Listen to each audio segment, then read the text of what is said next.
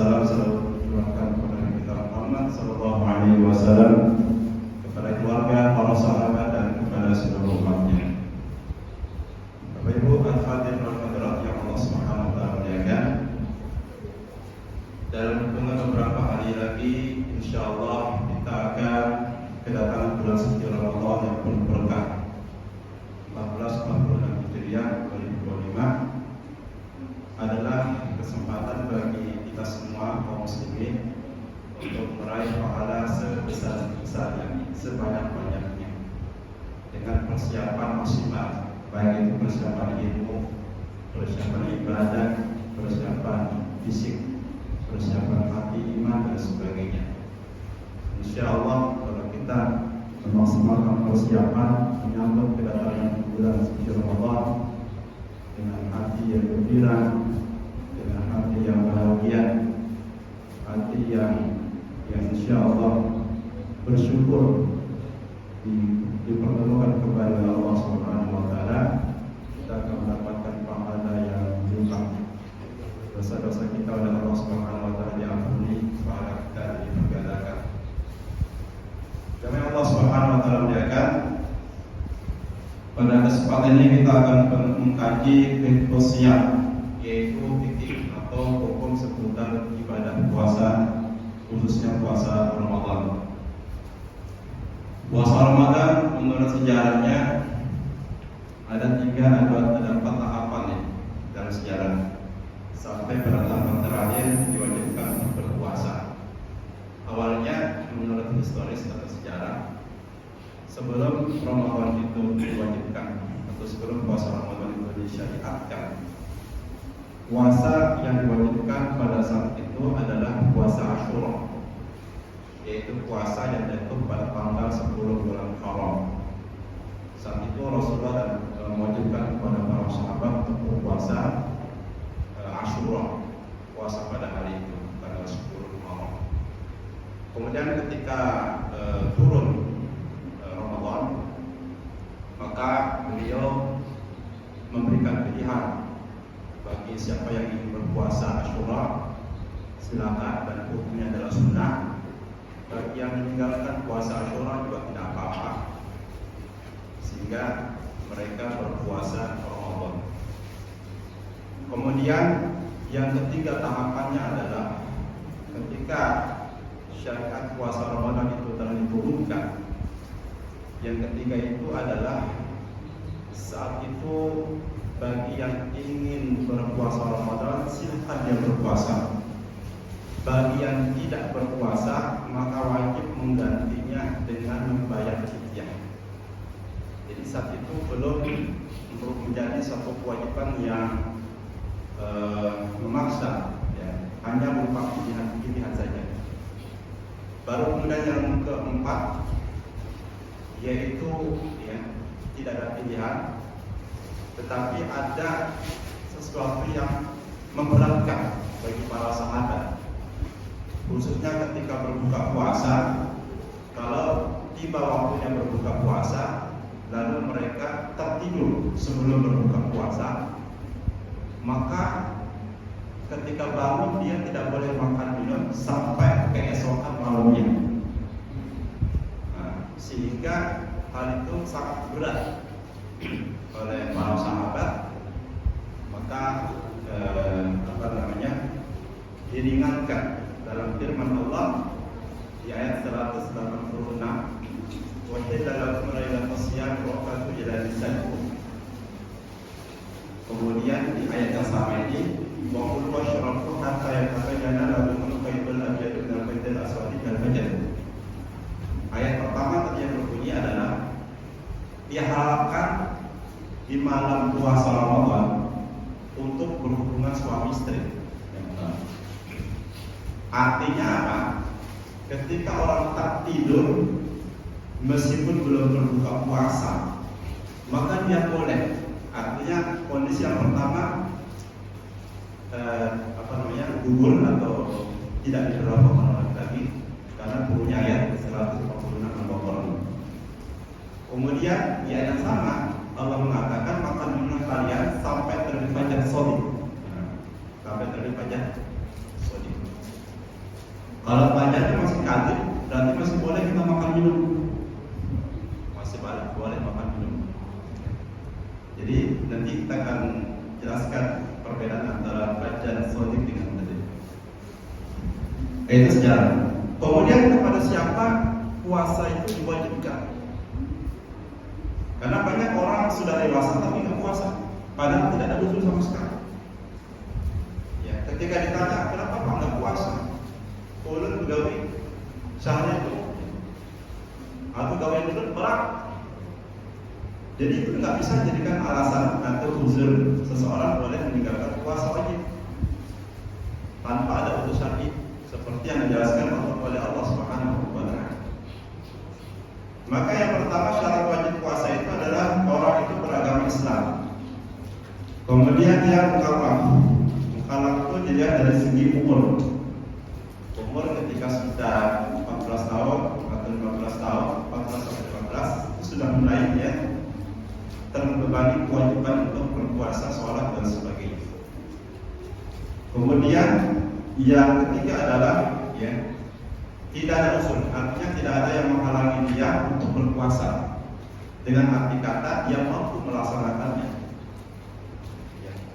Kalau misalnya dia musafir atau dia pergi keluar kota, nah ini boleh dia tidak berpuasa dengan keadaan tertentu yang menyebabkan safar itu lelah atau haus dan lapar atau penderitaan dan kesusahan lainnya.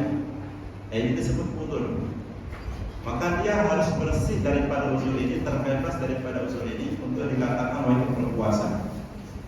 Yang kedua, kalau misalkan dia sakit dengan sakit tertentu, misalkan sakit berat, maka itu dikatakan udzur syar'i. Maka dia harus terbebas daripada udzur yang kedua, sakit berat ini, untuk dikatakan wajib berpuasa Ramadan.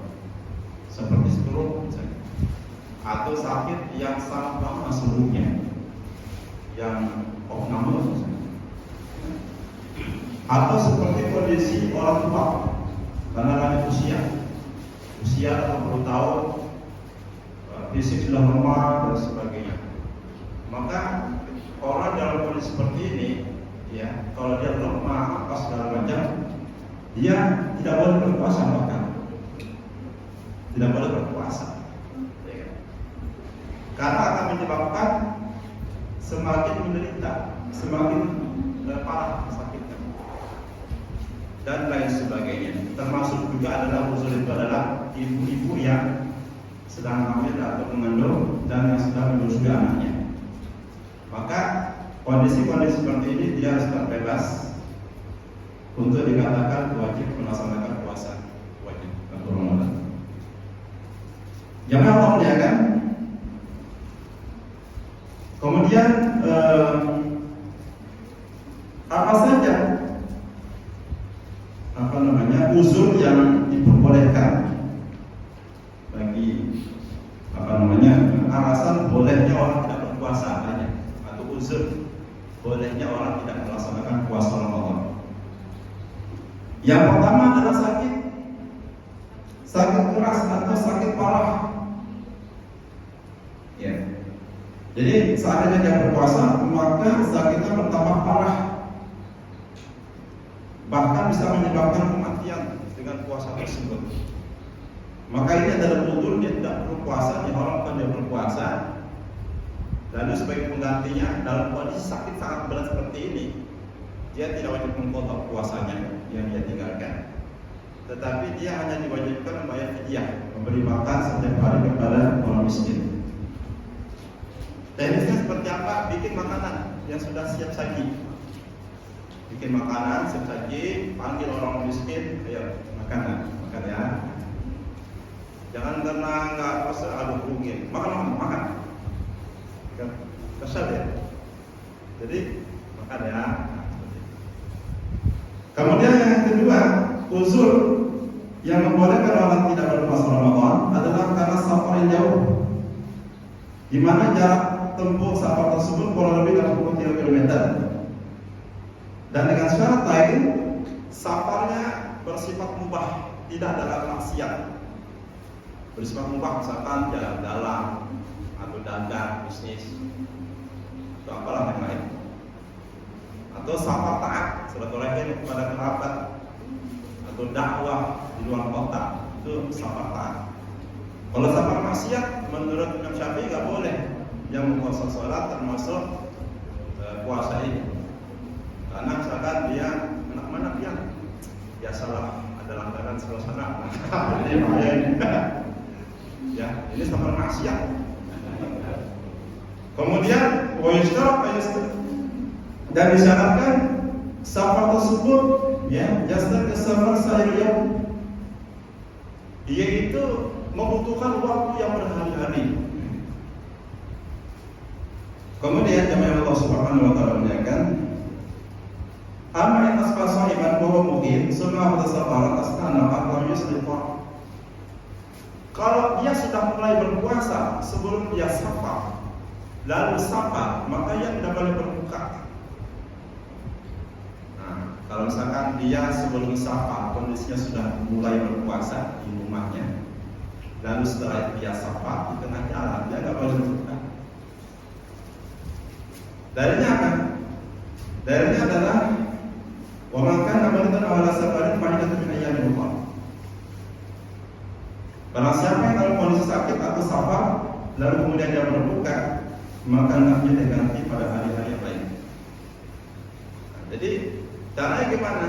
Ya, dia safar, kemudian di tengah safarnya itu 83 atau lebih, ya, dia merasa kelebihan atau susah, seperti yang disebutkan dalam riwayat, di mana Rasulullah bersama beberapa sahabat melakukan sebuah safar dalam kondisi mereka sedang puasa Ramadan pada waktu itu. Kemudian salah seorang dari orang-orang dari mereka itu berenang di pohon dalam kondisi sangat haus, lapar dan sangat susah, terlihat sangat sulit sekali. Lalu Rasulullah bertanya kepada sahabat-sahabat, ada apa dengan orang ini? Kata sahabat, ini puasa ya Rasulullah. Orang ini dalam kondisi puasa. Artinya kondisinya seperti ini disebabkan karena dia menahan lapar, menahan haus dalam safar. Maka barulah keluar di situ sabda Rasulullah yang sangat masyhur, yang sangat terkenal, laisa minna, ya, bukan termasuk golongan kami orang yang berpuasa di dalam perjalanan. Maksudnya adalah dalam kondisi seperti itu. Tapi kalau kondisinya kuat, maka yang lebih baik adalah berpuasa. Kalau kondisinya lemah, maka yang lebih utama adalah dia berbuka puasa atau membatalkan puasanya. Kemudian di antara unsur yang membolehkan meninggalkan puasa adalah al-ajzu an siyam, yaitu lemah untuk berpuasa. Bisa disebabkan ya karena umur atau karena penyakit yang tidak kunjung sembuh. Sebab puasa itu hanya wajib bagi yang mampu untuk melaksanakannya, ya. Atau karena uzur yang lain, kayak tadi ibu-ibu yang menyusui atau yang sedang mengandung anaknya. Nah, maka ini disebut dengan uzur syar'i, boleh dia tidak berpuasa. Kemudian dalilnya adalah firman Allah, wa 'alal ladzina yutiquna fidyatun ta'am miskin. Dan terhadap orang-orang yang berat untuk melaksanakannya karena faktor umur lalu mereka tidak berpuasa, fidyah, memberikan fidyah berupa makanan bagi orang-orang miskin. Ibnu Abbas radhiyallahu anhu berkata tentang ayat tersebut, siapakah yang dimaksud dengan yutiquna? Alladzina yutiquna, orang-orang yang berat untuk menjalaninya. Mereka adalah pertama asyaikhul kabir, orang yang lebih usia. Orang yang lebih usia itu masuk dalam kategori alladzina yutiquna, orang yang berat menjalaninya. Yang kedua adalah al-mar'atul kabirah. Demikian pula dengan wanita yang sudah lanjut usia, yang masuk dalam kategori ayat ini. Sehingga bagi kedua kelompok ini, orang lansia ini, maka mereka menggantinya dengan memberi makan setiap hari kepada orang miskin. Jangan lupa muliakan. Adapun rukun puasa, ya, kemudian kita masuk pada rukun puasa. Yang pertama adalah niyatus shaum, yaitu berniat untuk berpuasa. berniat untuk berpuasa. Dikatakan di sini, qasdu siyam wa mahalluha al-qalbu wa la takfi bil lisan. Bahwa niat itu adalah keinginan untuk berpuasa, tempatnya di dalam hati. Ya, tempatnya di dalam hati dan tidak perlu diungkapkan atau dilafazkan dengan lisan. Wala ishtarat at-talaffuz biha. Ini kitab fikih Syafi'i ini. Tapi dikatakan tidak disyariatkan atau tidak disyaratkan untuk melafalkan niat. Wa dalil niyyah, adapun dalilnya adalah firman sabda Rasulullah SAW, innamal a'malu binniyat. Lalu niat ini diantaranya aplikasi niat berpuasa itu adalah yaitu yatawaffar lil qasd bil lail, berniat pada malam hari sebelum terbitnya fajar as-shadiq. Kalau dia tidak berniat berpuasa sampai terbitnya fajar as-shadiq, batalat niat, maka niatnya tidak berlaku. Artinya puasa yang dia laksanakan batil. Kenapa? Karena tidak melaksanakan niatnya, batal puasanya. Jadi dia harus berniat sejak malam maghrib, ya, sejak terbenamnya matahari, waktunya terus sampai dengan sebelum terbit subuh, terbit fajar shadiq. Nah, di antara waktu-waktu ini silakan dia berniat, mau jam 10, mau jam 9, mau jam 11, mau jam 12, mau jam 1, dia niat situ. Ya. Apakah ada orang yang namanya dosa yang penting dia niat besok puasa. Ya. Nah, kemudian apakah niatnya tersebut sekali saja untuk 30 atau 29 hari puasa, atau setiap malam dia mesti berniat setiap hari? Maka dikatakan yang pertama di sini, ya, dia diperbolehkan untuk berniat satu kali, ya, satu kali saja berniat untuk seterusnya. Jadi nggak perlu setiap malam berniat. Kecuali apabila dalam satu waktu orang itu batal puasanya atau tidak berpuasa karena suatu uzur, misalnya safar atau sakit. Kemudian setelah dia sampai di tujuannya dari safarnya atau sembuh dari penyakitnya, maka dia harus berniat ulang ketika misalkan mulai puasa besoknya. Misalnya sakit hari Selasa, Selasa itu sakit dan sakit berat. Ini tidak puasa. Kenapa? Karena dia minum obat, dibawa ke rumah sakit berat, minum obat, infus apa segala macam, itu semua membatalkan puasa. Kemudian Rabu, Kamis, Jumat sudah sembuh, tapi belum lagi istilahnya recovery, ya. Recovery dia berapa hari?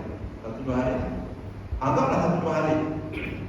Ahad ada perasaan untuk sanggup puasa, maka Sabtu malam Ahad dia berniat lagi. Bagi yang berpendapat niat itu cukup satu kali di awal malam. Ada juga pendapat yang mengatakan wajib setiap malam berniat.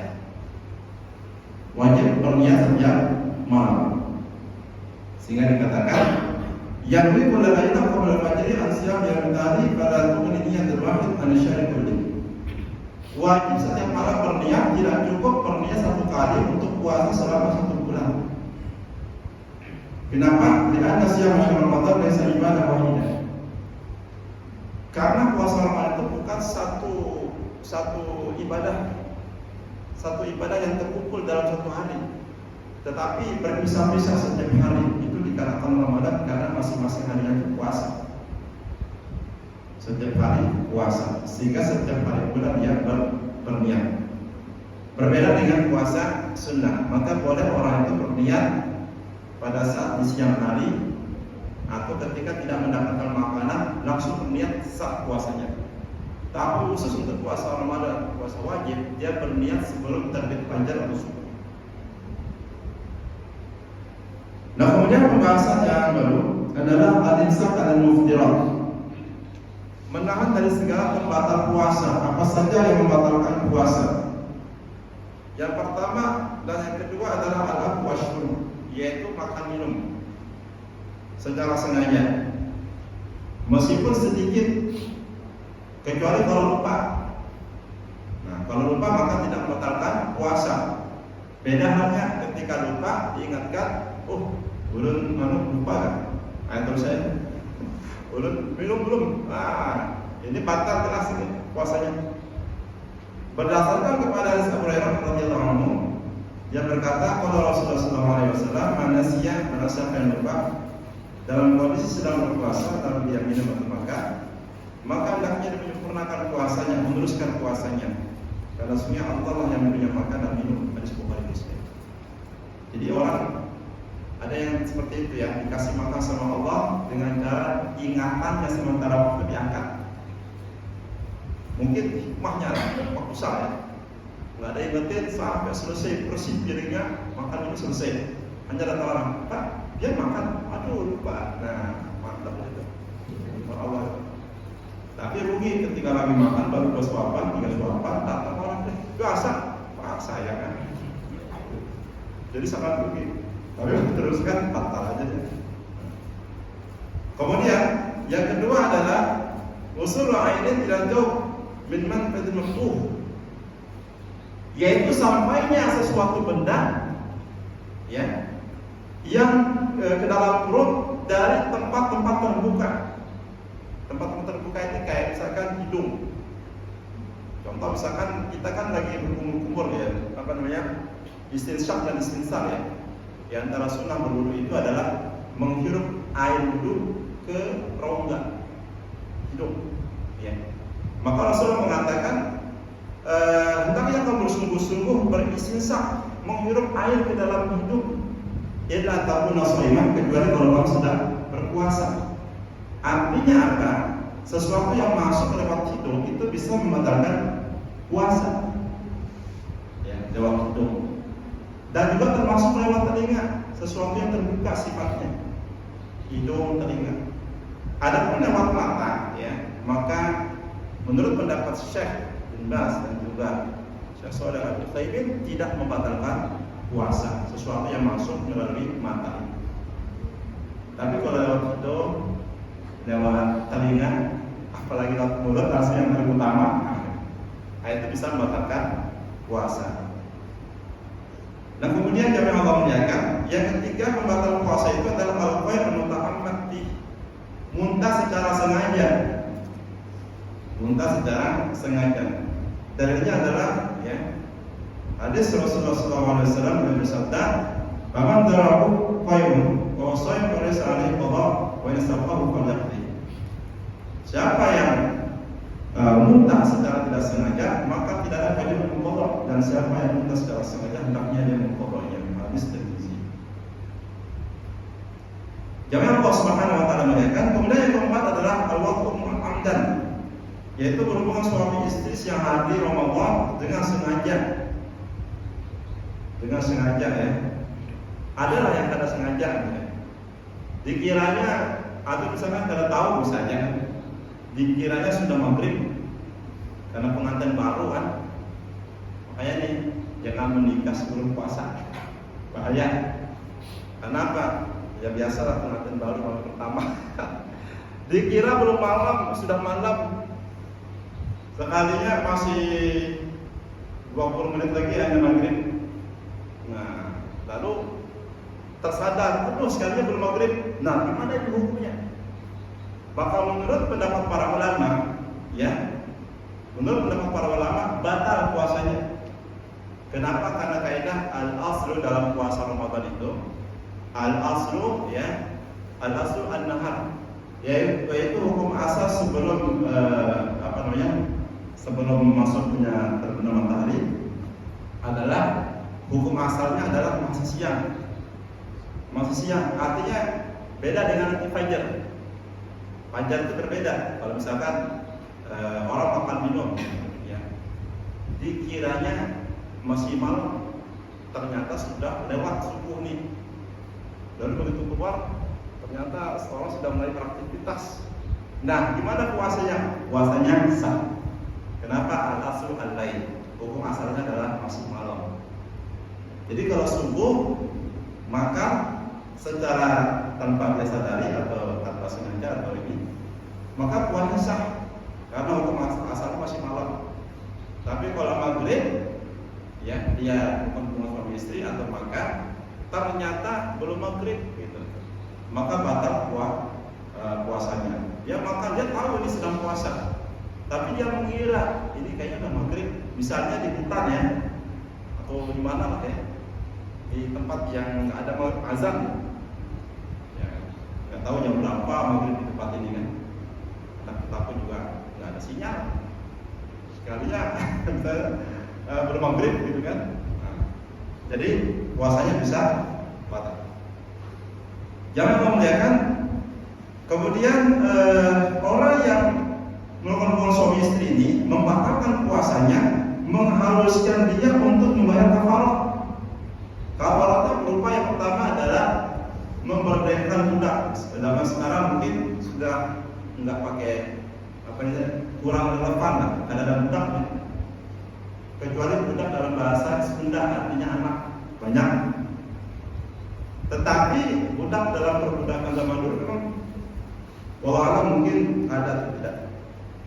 Kemudian yang kedua, karena tidak ada budak, maka jatuh kepada pilihan yang kedua, yaitu berpuasa 2 bulan berturut-turut.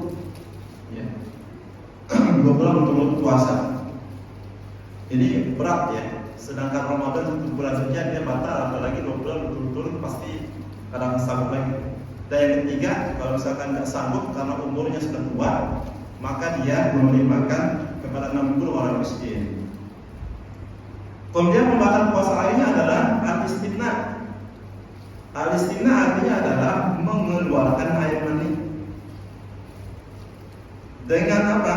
Mubasyarah, baik itu dengan berhubungan atau takbil, mencium, atau yang sejenis dengannya, yang menyebabkan syahwatnya bangkit, kemudian air mani keluar, atau melalui perantara tangan, maka ini membatalkan puasanya. Kalau misalkan dia apa istilahnya itu mengeluarkan air mani itu, istilah mengeluarkan air mani, istilahnya apa istilahnya?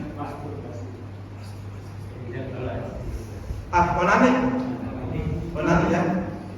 Kalau dia menggunakan alat atau tangan, maka dia hanya batal puasanya, tidak wajib kafarat. Ya. Tapi kalau misalnya dia hubungan suami istri, maka tentu saja selain batal dia wajib kafarat. Jamaah Allah muliakan, ada hukum mencium istri saat sedang berpuasa, maka tidak ada masalah. Apabila dengan catatan, ya, dengan catatan apa? Mampu menjaga syahwat kepada istrinya. Berdasarkan hadis Aisyah riwayat Muslim, yaitu Ummul Mukminin Aisyah mengatakan, "Kana Rasulullah SAW yuqabbilu al-wasayib wa ayyukum yamliku yarbahu kama kana Rasulullah yuqabbilu." Rasulullah pernah menjenguk sedangkan beliau dalam keadaan berpuasa. Siapakah di antara kalian yang mampu menahan irbahu, ya, timbaknya, ini istilahnya itu kiasannya, syahwatmu, ya, terhadap istrinya sebagaimana Rasulullah mampu untuk menahannya. Berarti apa? Syaratnya itu jangan sampai, karena kan mohon maaf, ada istilahnya dalam ilmu itu ya, ada namanya muqaddimah, pendahuluan. Jangan kayak kucing ibaratnya kan. Kucing itu kalau mau lihat langsung aja gitu. Kalau kita kan dianjurkan dalam Rasulullah itu ada muqaddimahnya, ada sepak bola itu apa namanya? Ada penetrasi. Nah, ada penetrasinya. Baru mulai, jangan langsung kayak gitu. Nah, dikhawatirkan apabila mencium ini yang merupakan muqaddimah untuk sebelum hubungan itu bangkit syahwatnya, maka sebaiknya dihindari. Kalau ulama yang bagi lakum al-ihtiras an-nuflah, hendaknya menjauhkan diri untuk tidak mencium istri. Kata para ulama, wala tatawaqamu min Nabi. Jangan menganggap kamu itu kayak Nabi, kata mereka. Boleh. Kita ini beda, alhamdulillah. Jauh, ya Allah. Ya. Jadi menyikapi hukum itu tidak sama. Ya. Nabi boleh mencium ya, mencium. Jadi nggak sama ya. Lihat yang menipu nafsu. Nabi Sallallahu Alaihi Wasallam mampu untuk mengendalikan syahwatnya. Wayahmat al-wuquf bi qudratin yatawalat minha inzal. Dan beliau juga mampu ya, tidak terjatuh dari ciuman tersebut yang menyebabkan keluarnya air mani. Kemudian yang keempat adalah al-haid wal nifas, yaitu haid dan nifas.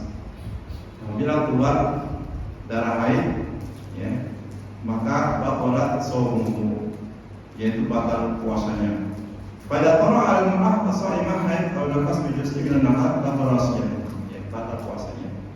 Dan wajib baginya untuk mengqadha berdasarkan hadis Bukhari Muslim dari Sa'id radhiyallahu anhu, Rasulullah bersabda tentang wanita yang telah ditanya bahwa suila an-nuqsan diniyah, tentang kekurangan agama seorang wanita dalam Islam. Alaysa idza hadat lam tusalli wa lam tasum. Bukankah jika seorang wanita itu tidak apabila haid maka dia tidak salat dan tidak puasa. Ini kekurangan agama wanita dalam agama Islam, yaitu kekurangan agamanya ya, bukan imannya yang kurang, agamanya. Kadang-kadang kita ini sempurna, sholat bisa, puasa, imannya lemas. Ada perempuan karena cuma haid saja syariatnya berkurang, tapi imannya kuat. Ada yang kayak gitu. Kemudian yang ketiga adalah al-junun wal-ittah, nauzubillah, yaitu penyakit gila dan murtad. Penyakit gila dan murtad.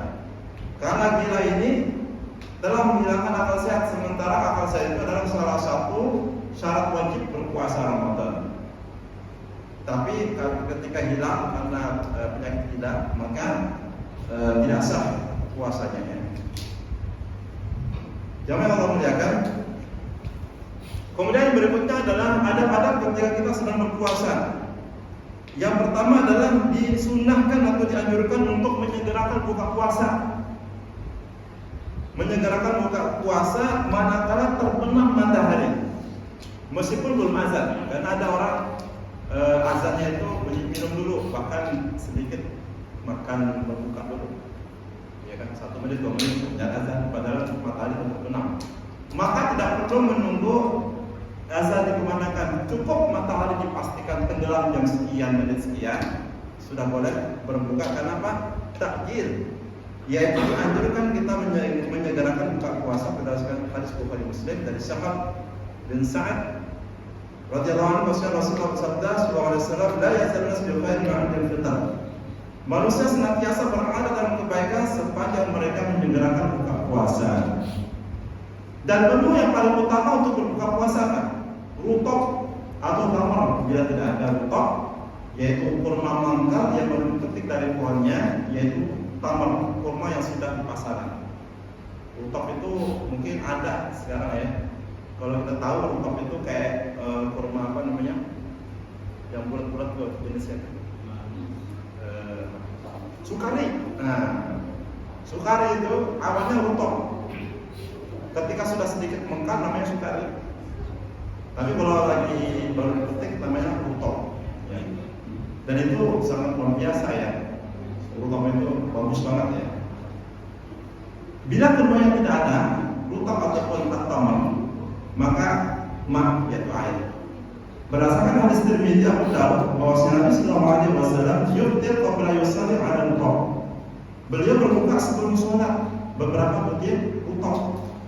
Jadi jangan kita mentang-mentang masih kuat kain aja gitu. Justru ini sunnahnya, yaitu berbuka dulu sebelum sholat. Sunnahnya beberapa butir kurma ya. Dan satu bila kuat. Kalau masih lapar 3, masih juga belum puas boleh 5 bila ganjil ya. Kemudian yang kedua adalah sahur.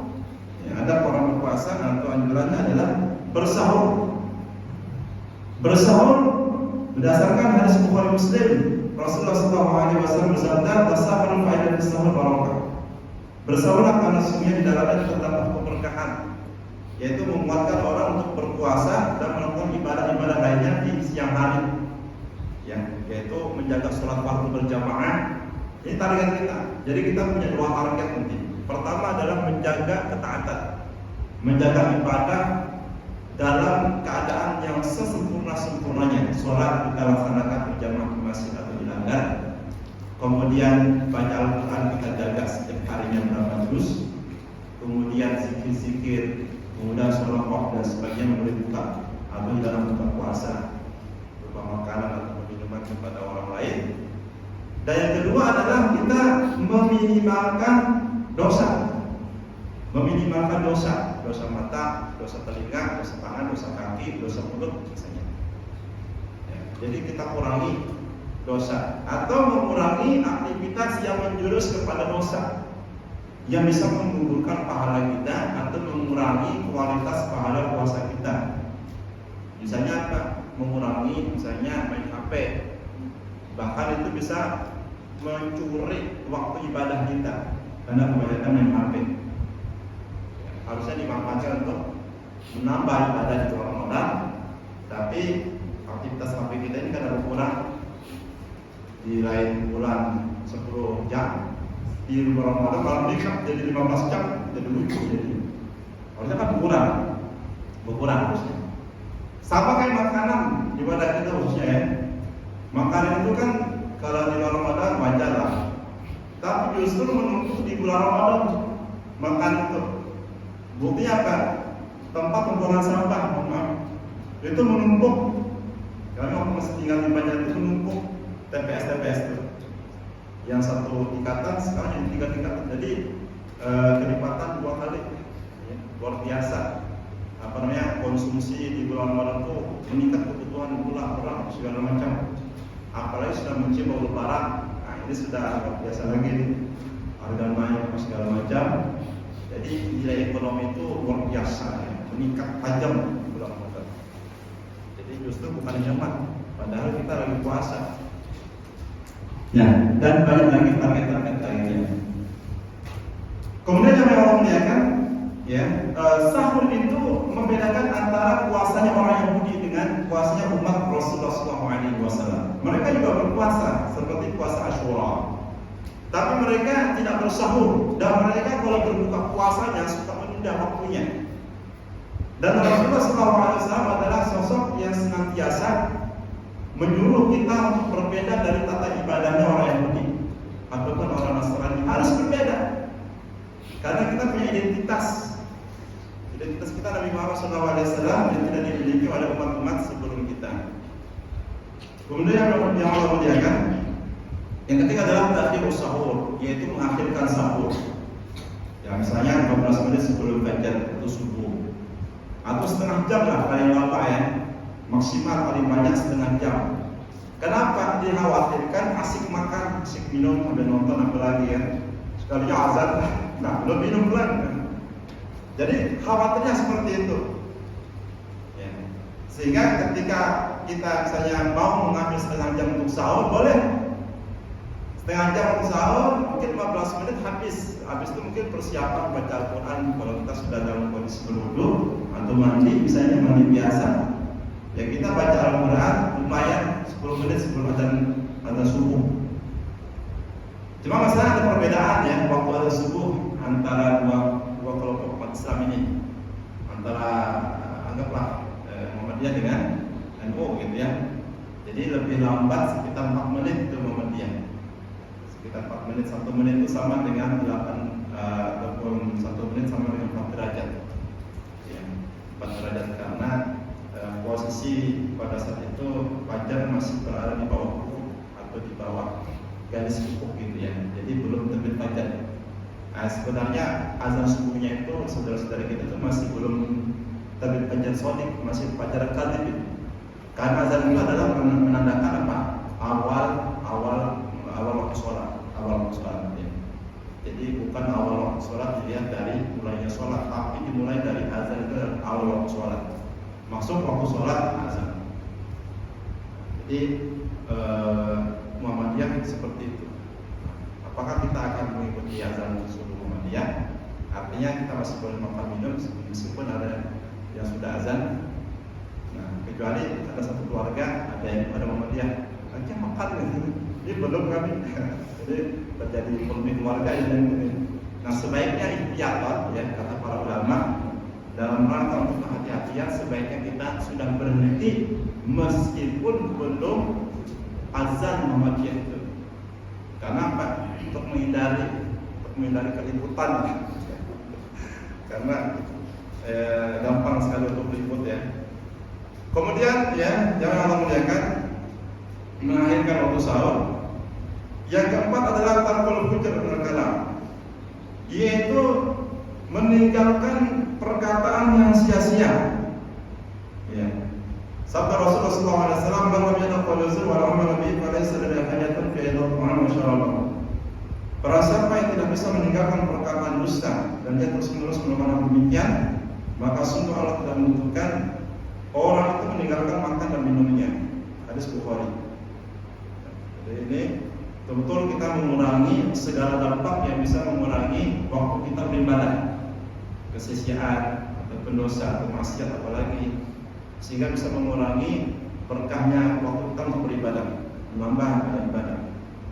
Kemudian yang kelima adalah al-iktisar anil janabah qabla fajar. Mandi apabila junub sebelum subuh. Yang penting tidak melakukan jima setelah subuh. Mandi terserah, mau habis subuh mandinya boleh. Yang penting jimanya sebelum subuh. Kalau jima setelah subuh, ini baru masalah. Ya. Jadi yang penting mandinya mau ditunda boleh. Ya. Kalau berhubungannya sebelum subuh, nggak apa-apa mandinya ditunda setelah subuh.